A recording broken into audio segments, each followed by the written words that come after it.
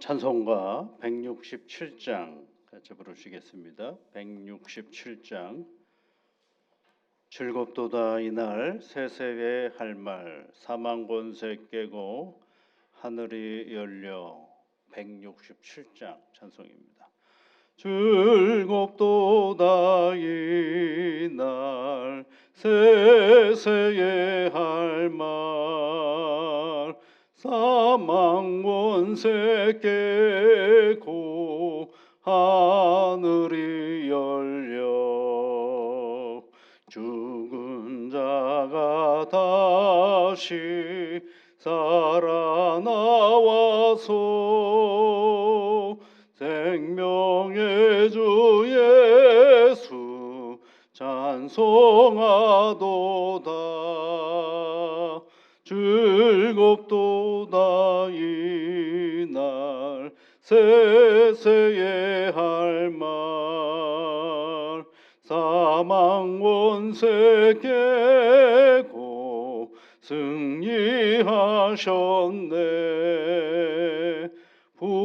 부활하신 주님 나타나시니 천지 만물 모두 새 옷 입었네. 꽃은 만발하고 잎이 우거져 승리하신 주를 찬송하도다. 즐겁도다 이날 세세의 할 말 사망 권세 깨고 승리하셨네. 생명의 주 예수 죽음 이기고 무덤 문을 열고 살아나셨네. 주의 말씀대로 이루어져서 사흘 만에 다시 살아나셨네. 즐겁도다 이날 세세의 할 말 사망 권세 깨고 승리하셨네.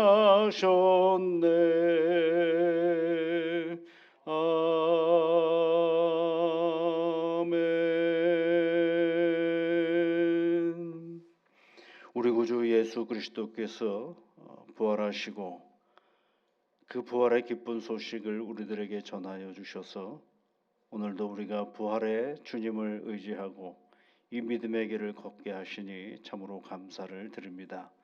성령 하나님, 다시 사신 예수 그리스도로 말미암아 우리의 이 믿음의 길이 주님 안에서 늘 승리하고 용기를 갖고 감사가 넘치며 수고하고 애쓸 때마다 수고의 보람과 성취의 능력을 맛보아 알아가는 복된 새 삶의 자리가 되게 이끌어 주시옵소서. 나는 부활이요 생명이라 말씀하시며 우리 구주 예수 그리스도께서 우리에게 가르쳐 주셨던 그 말씀처럼 늘 하나님의 말씀 앞에서 이 믿음의 길을 걸어가는 일에 게으르지 않는 성실한 주의 자녀들이 다 되어줄 수 있도록 주님 도와 주시옵소서. 이제 부활의 기쁨을 가지고 일상의 한 주간을 시작하오니 주 성령께서 애쓰고 수고하는 모든 삶의 형편들 가운데 함께하여 주옵소서. 예수님 이름으로 기도드립니다. 아멘. 오늘 함께 볼 하나님의 말씀은 마태복음 28장 말씀입니다. 마태복음 28장 1절부터 10절까지 말씀을 함께 같이 읽겠습니다. 안식일이 다 지나고 안식 후 첫날이 되려는 새벽에 막달라 마리아와 다른 마리아가 무덤을 보려고 갔더니 큰 지진이 나며 주의 천사가 하늘로부터 내려와 돌을 굴려내고 그 위에 앉았는데 그 형상이 번개 같고 그 옷은 눈같이 희건을 지키던 자들이 그를 무서워하여 떨며 죽은 사람과 같이 되었더라. 천사가 여자들에게 말하여 이르되 너희는 무서워하지 말라. 십자가에 못 박히신 예수를 너희가 찾는 줄을 내가 아노라. 그가 여기 계시지 않고 그가 말씀하시던 대로 살아나셨느니라. 와서 그가 누우셨던 곳을 보라. 또 빨리 가서 그의 제자들에게 이르되 그가 죽은 자 가운데서 살아나셨고 너희보다 먼저 갈릴리로 가시나니 거기서 너희가 배우리라 하라. 보라 내가 너희에게 일렀느니라 하거늘 그 여자들이 무서움과 큰 기쁨으로 빨리 무덤을 떠나 제자들에게 알리려고 다름질할세 예수께서 그들을 만나 이르시되 평안하냐 하시거늘 여자들이 나아가 그 발을 붙잡고 경배하니 이에 예수께서 이르시되 무서워하지 말라 가서 내 형제들에게 갈릴리로 가라 하라 거기서 나를 보리라 하시니라. 아멘. 어제 주일날 우리는 마가복음 16장의 말씀을 통하여 막달라 마리아 이야기를 읽어보았습니다. 오늘은 이제 마태복음 28장에 있는 말씀을 통하여 또 막달라 마리아 이야기를 봅니다. 이 막달라 마리아 이야기는요 누가복음에도 있고 요한복음에도 있습니다. 사복음서에 다 기록한 이야기가 많지는 않은데 그 중에 이제 예수께서 부활하신 이 첫 사건 거기에 증인으로서의 막달라 이야기가 기록이 되어 있죠. 그가 들은 소식이 뭐라 그랬습니까? 그가 살아나셨다라는 말씀을 들었습니다. 이 그가 살아나셨다라는 부활 소식은 어쩌면 12제자가 들어야 될 소식 아닐까요? 예수님과 늘 같이 있었고 예수님의 말씀을 누구보다도 경청하고 잘 들었던 사람들인데 그리고 예수님과 함께했던 12 제자들의 이야기가 참 많잖아요. 근데 여러분 막달라 마리아에 관한 이야기가 뭐가 있다고 생각이 되십니까? 기록이 별로 없어요. 거의 없다고 봐도 되죠. 예수님과 함께 했다라는 소식은 간간히 여기저기 있지만 그녀는 도대체 예수님과 어떤 일을 했을까라는 것을 성경은 전혀 기록을 해주고 있지는 않습니다. 자, 부활의 첫 증인이었으니까 부활의 첫 증인으로서 제자들에게 복음을 전해주는 사람, 그가 살아나셨다라는 복음을 전해주는 사람의 역할을 해야 되잖아요. 그거 했어요.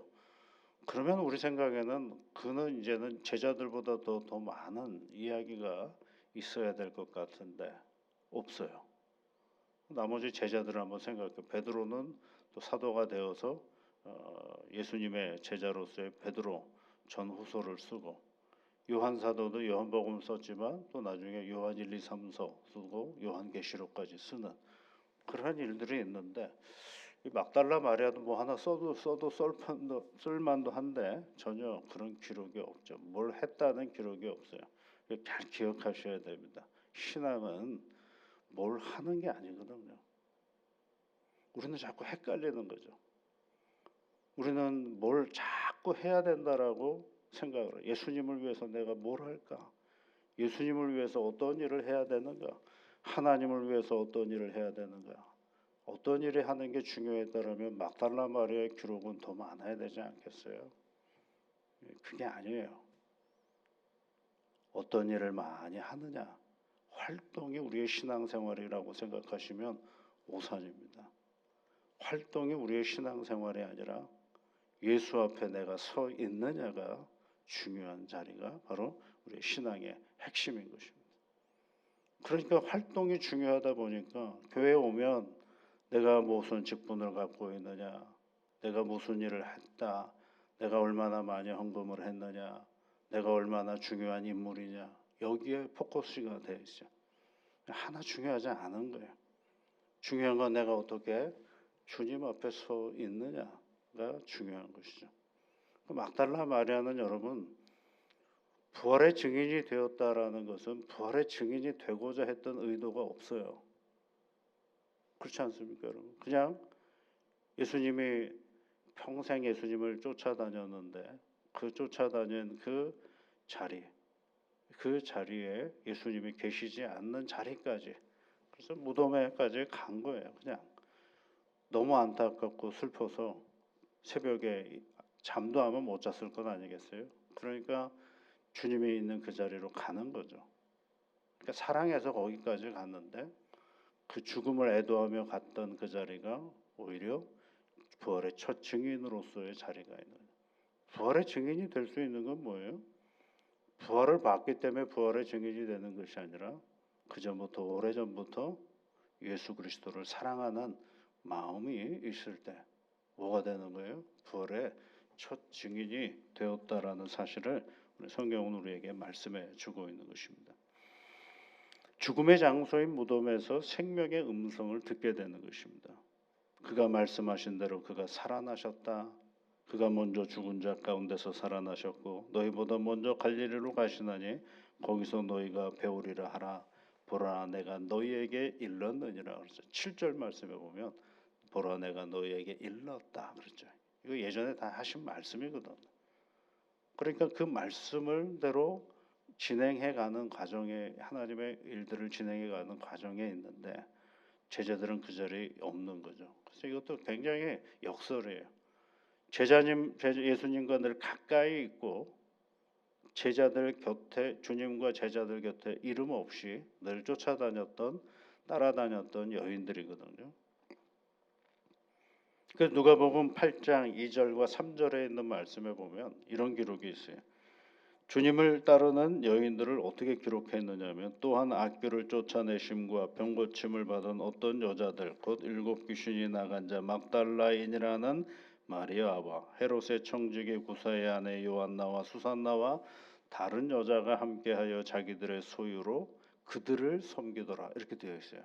그러니까 예수님과 제자들을 섬겼던 분들이 누구냐면 바로 이 예수님 곁에 있었던 여인들이었는데 그 여인들이 어떻게 예수님을 따라갔는가를 보면 어떤 상황을 설정해 볼 수 있는 것들이 보면 악귀를 쫓아내심과 병 고침을 받은 어떤 여자들 이렇게 표현하고 있거든요.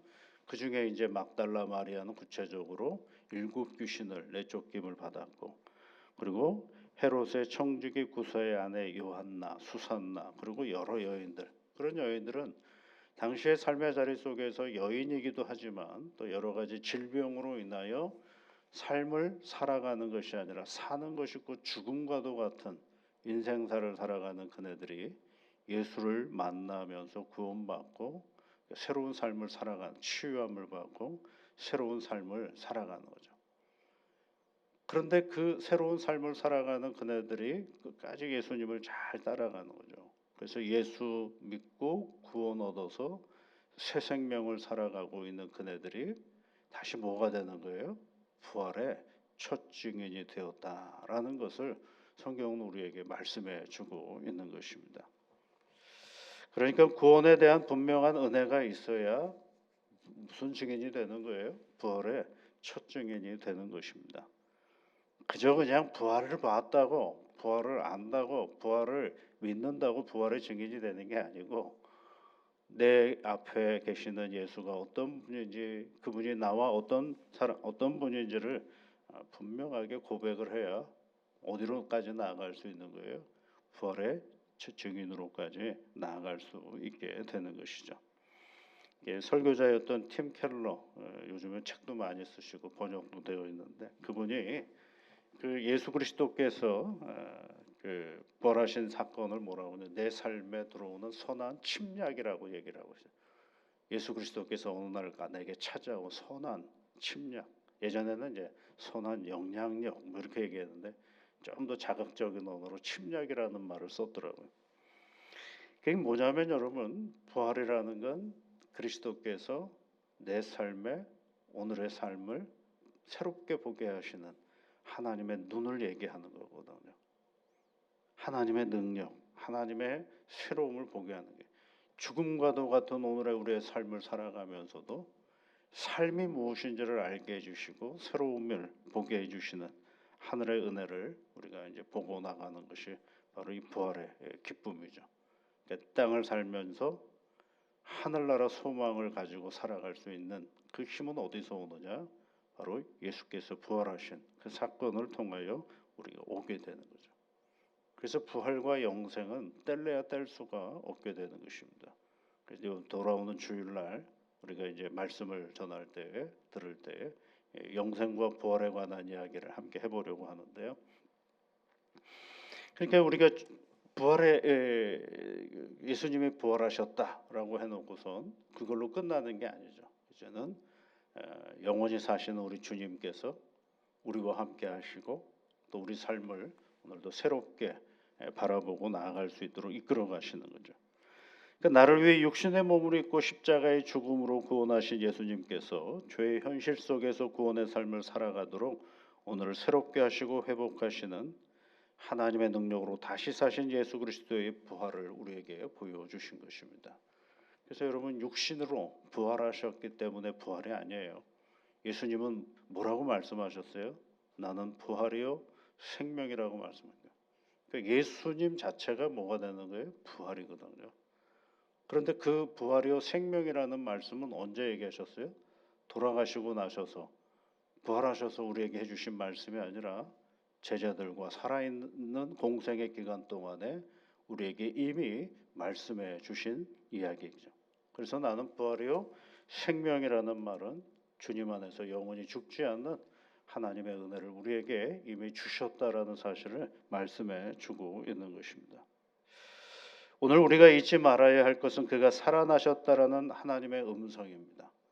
그가 다시 살아나셨다라는 이 음성을 가지고 오늘의 이 믿음의 삶에서 우리가 살아가는 것입니다. 우리는 죽지 않습니다. 그가 살아나셨던 것처럼 오늘도 이 믿음의 길 가운데 이 죽음의 자리 가운데 같은 이 현실 속에서 하나님의 능력을 가지고 이 믿음의 길을 걸어가는 것입니다. 오늘도 여러분 그가 살아나셨다라는 이 음성을 오늘 새벽에 우리가 또 들었습니다. 이 음성을 가지고 세상을 살아가는 것입니다. 주님의 은혜가 우리 성도님들과 함께 하시기를 주의 이름으로 축복합니다. 같이 기도하겠습니다. 하늘에 계신 우리 아버지, 아버지의 이름을 거룩하게 하시며 아버지의 나라가 오게 하시며 아버지의 뜻이 하늘에서와 같이 땅에서도 이루어지게 하소서. 오늘 우리에게 일용할 양식을 주시고 우리가 우리에게 잘못한 사람을 용서하여 준 것 같이 우리 죄를 용서하여 주시고 우리를 시험에 빠지지 않게 하시고 악에서 구하소서. 나라와 권능과 영광이 영원히 아버지의 것입니다. 아멘.